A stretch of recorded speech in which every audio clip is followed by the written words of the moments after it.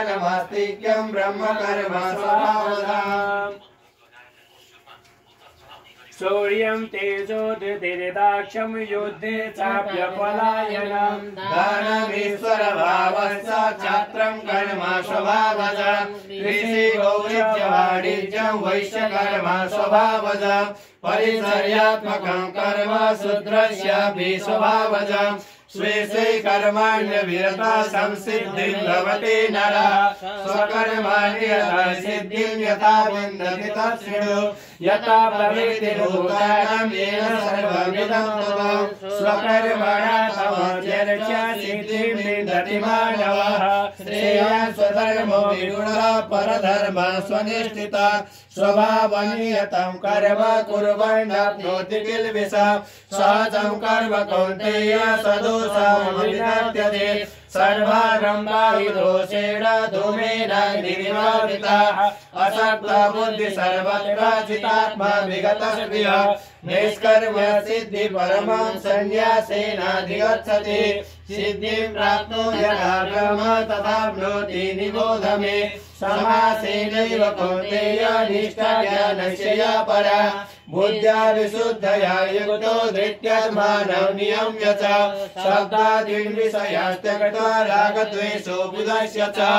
विविक्ता सेविलग्व्यवियतवाक्याय मानसः ज्ञानयोगपरो नित्यं वैराग्यं समुपाश्रितः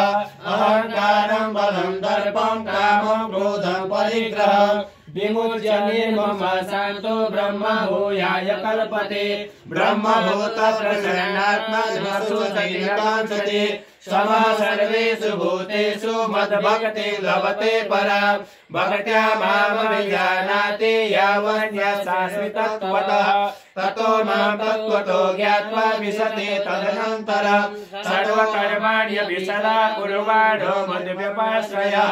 मत्प्रसादादवाप्नोति शाश्वतं परमव्ययं चेतसा सर्वकर्माणि मयि संयस्य मत्परः बुद्धियोगमुपाश्रित्य मच्चित्तः सततं भव